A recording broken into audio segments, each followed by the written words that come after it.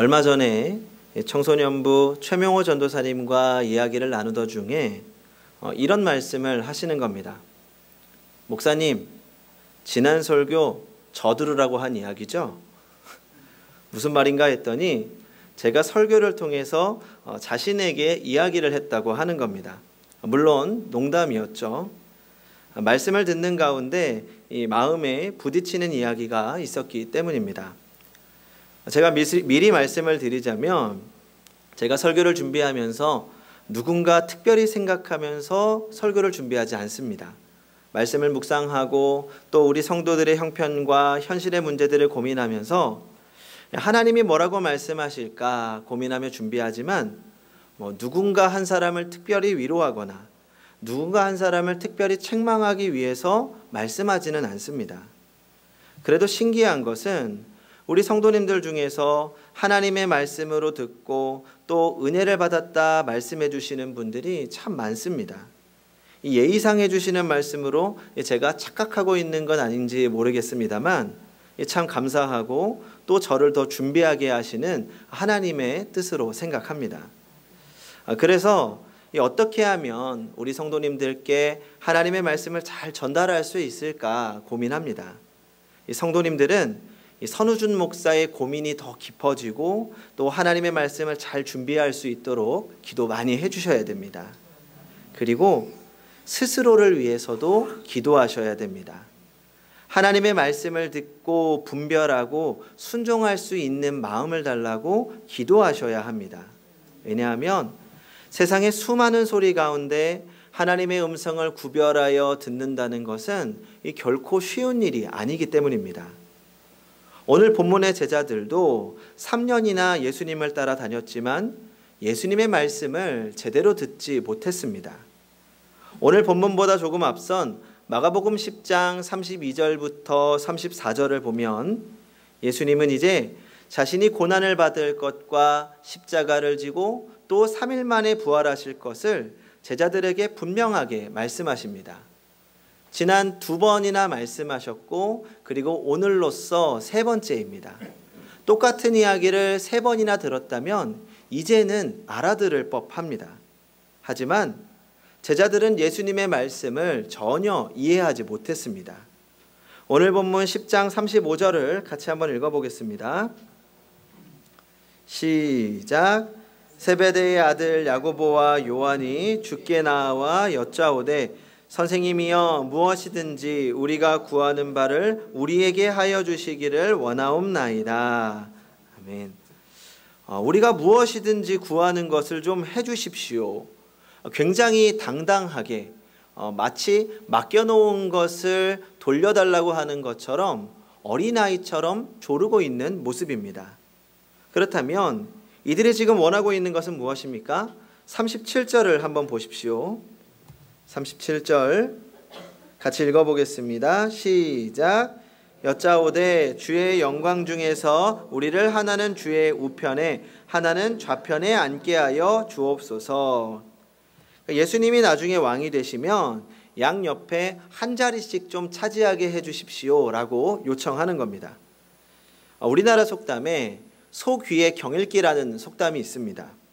오늘 본문에 나타난 제자들의 이야기입니다. 지금 제자들은 예수님의 말씀을 전혀 듣지 않고 왕이 되시면 한 자리 달라고 요청하고 있는 겁니다.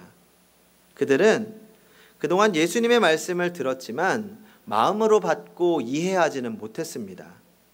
도대체 왜 예수님의 제자들은 3번이나 말씀하신 십자가를 이해하지 못한 걸까요?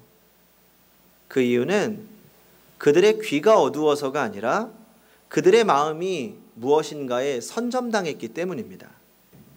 제자들은 어딘가에 마음을 다 빼앗기고 있었습니다.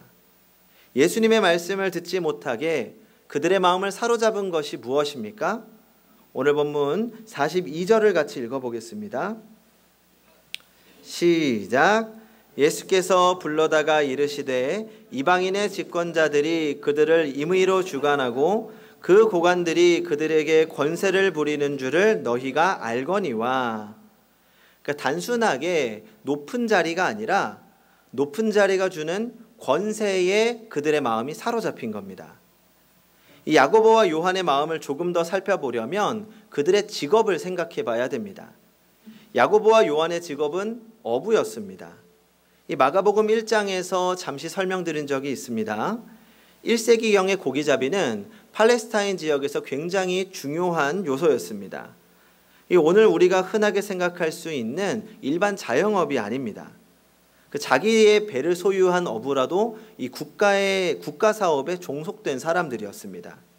그러니까 고기잡이는 전적으로 당대 왕의 지배자들의 권한이었습니다.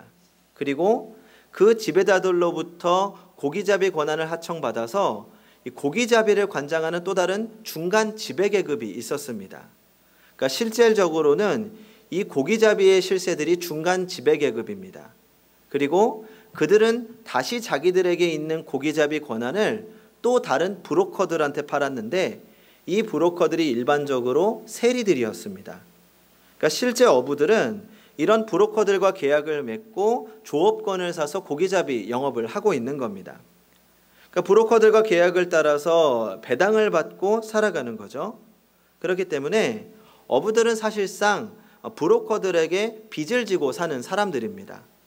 그런 상황 속에서 아무리 많은 배를 가지고 있는 어부라고 하더라도 절대 부유하다거나 중산층에 속할 수가 없던 거죠. 왜냐하면 고기를 잡아서 얻은 이익들은 모두 브로커들이나 지역관리들에게 돌아가야 됐기 때문입니다. 그러니까 소장농의 소장농입니다. 하층 계급인 거죠. 하층 중에 하층입니다. 매일같이 고기잡이를 해보았지만 자기가 얻을 수 있는 이익이 없습니다. 하루 먹고 하루 살아가는 겁니다. 내 모든 노동력이 지배자들한테 착취되고 내 인생은 변할 것 같지 않은 그런 희망 없는 삶이었습니다. 그렇기 때문에 누구보다도 야고보와 요한은 권력의 힘을 알고 있었습니다. 자기들이 그렇게 힘들게 살고 있는 것 권력 때문입니다.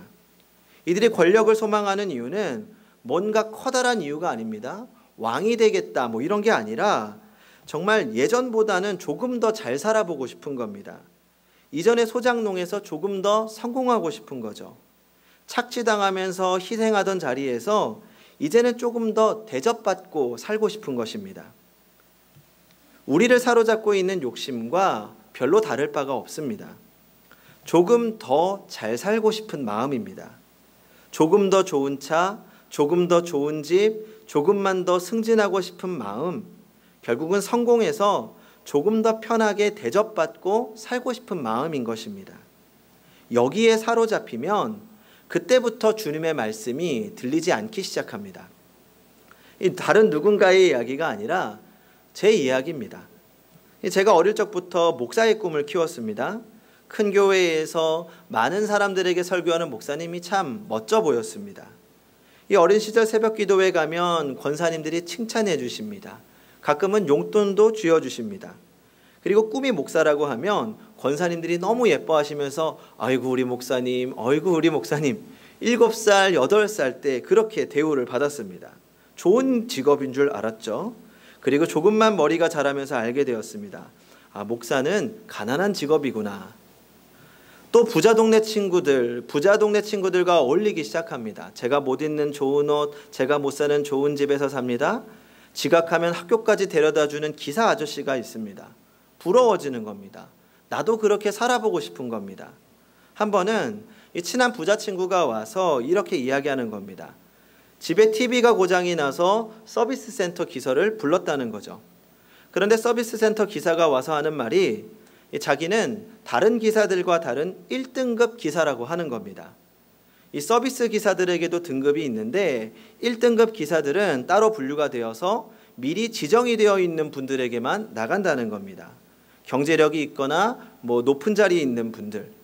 그 이야기를 듣는데 이 어른 마음에 참 부럽더라고요. 야, 돈이 있으니까 대접받는구나. 그러면서 제 안에서 성공에 대한 욕심이 점점 커지기 시작했습니다. 대접받고 살고 싶은 거죠. 그러다 보니 어린 시절에 가졌던 목사의 꿈이 너무 초라해 보이기 시작했습니다. 그리고 기도하기 시작했죠. 하나님, 제가 성공하고 힘 세지고 능력이 있어지면 그때 다시 돌아와서 목사할게요. 교회로부터 마음이 멀어지고 말씀으로부터 마음이 멀어지는 겁니다. 욕심에 사로잡히면, 대접받고 싶은 마음에 사로잡히면 하나님은 그때부터 방해꾼이 되더라고요. 결론은 하나님이 이기셨습니다. 여기 서 있으니까요. 사람이 하나님을 이길 수는 없더라고요. 아무튼 우리가 성공과 욕심, 대접받고 싶은 마음에 사로잡힐 때 하나님의 말씀이 들리지 않기 시작하고 우리의 삶의 주인이 나 자신으로 바뀌어 간다는 것입니다. 처음 야고보와 요한이 주님을 따라갔을 때는 그저 이 핍박받는 삶이 조금만 바뀌어도 좋겠다는 그런 작은 희망으로 주님을 따라갔을 것입니다.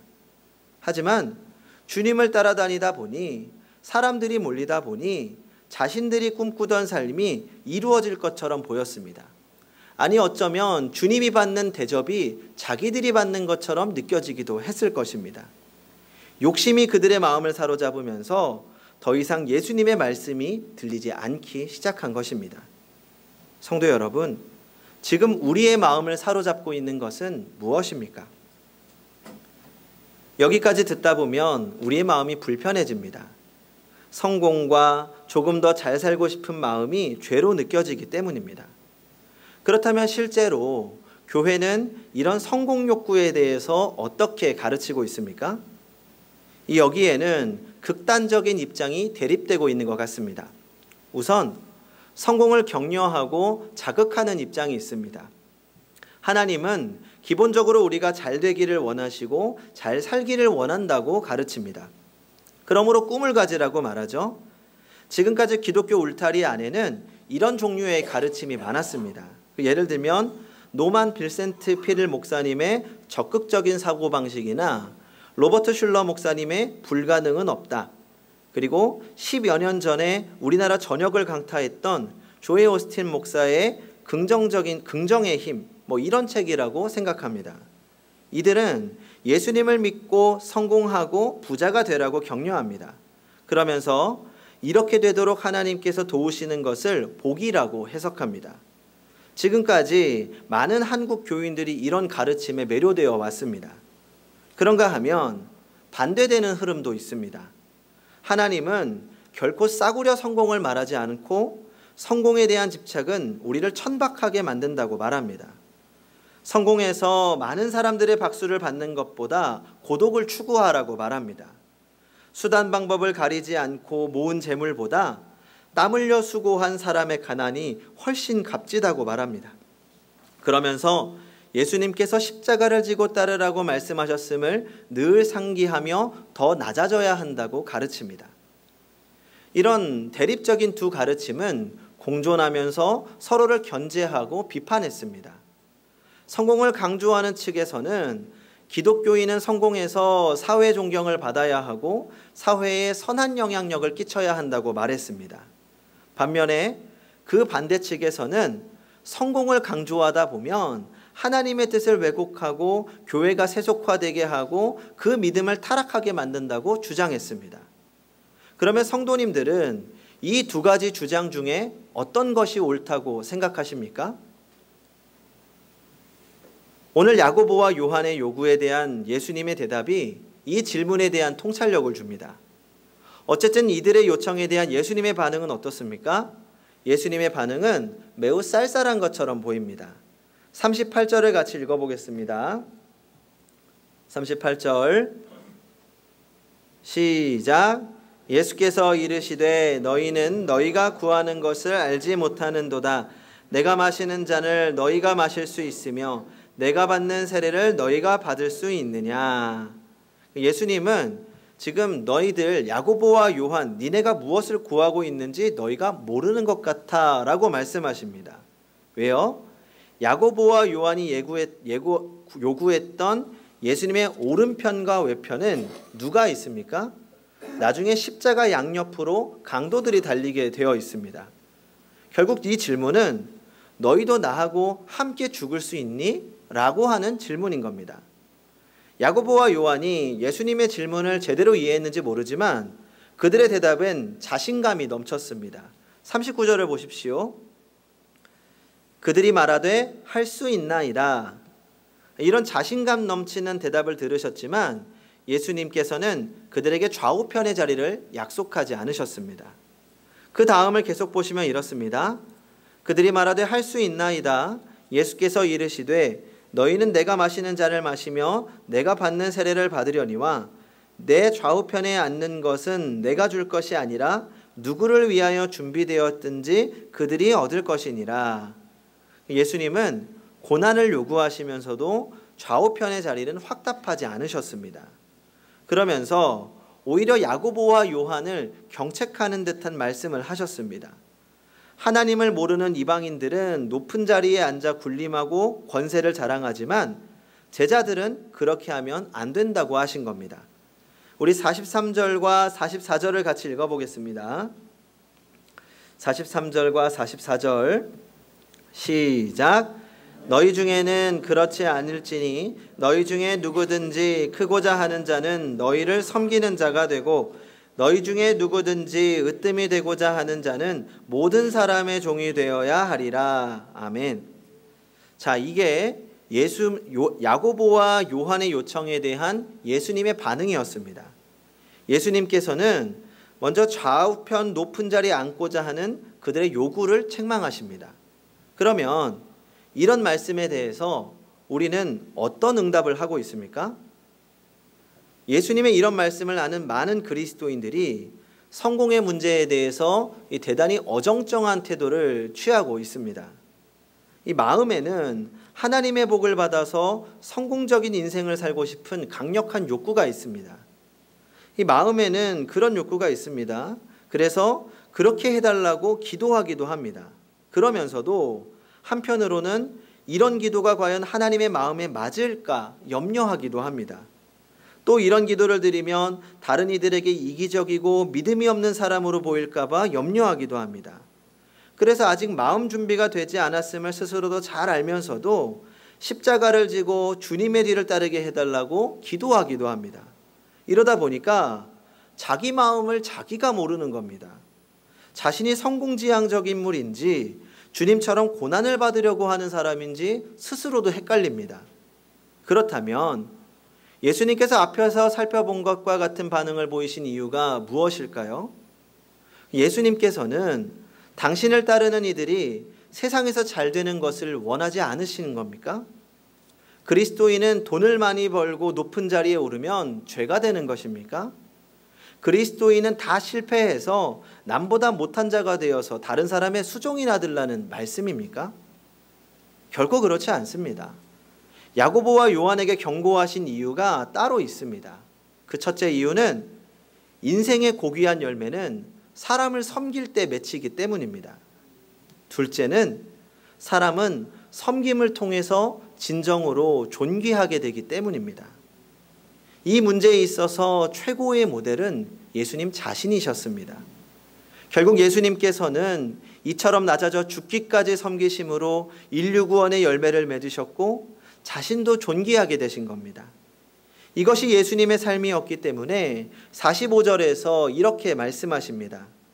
인자가 온 것은 섬김을 받으려 함이 아니라 도리어 섬기려 하고 자기 목숨을 많은 사람의 대속물로 주려 함이니라.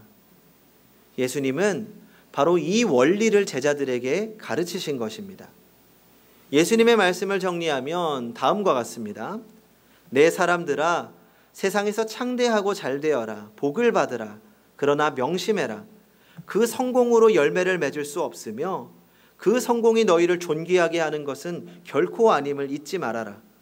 오히려 진정한 열매는 낮아져 섬길 때 맺히는 것이고 낮아져 섬길 때 너희는 진정으로 명예롭고 존귀하게 될 것이다. 이 비결을 배워라. 성도 여러분, 그러면 이제 우리는 어떻게 하면 좋겠습니까? 성공을 죄악시하면서 도망쳐야 경건한 것일까요? 늘 낮은 자리에 쪼그리고 앉아 있으면 그것이 경건입니까? 그렇지 않습니다. 성공과 실패의 여부가 중요한 것이 아닙니다. 우리 마음에 늘 예수님처럼 섬기고자 하는 마음이 있는가, 겸손이 있는가, 이것이 중요할 뿐입니다. 그리스도인의 그리스도인됨은 성공 여부나 가진 힘이나 부요함이나 신분에 의해서 정해지지 않습니다. 그리스도인의 그리스도인 됨은 그가 존재하며 살아가는 방식, 즉 겸손히 섬기는 모습을 통해 드러납니다.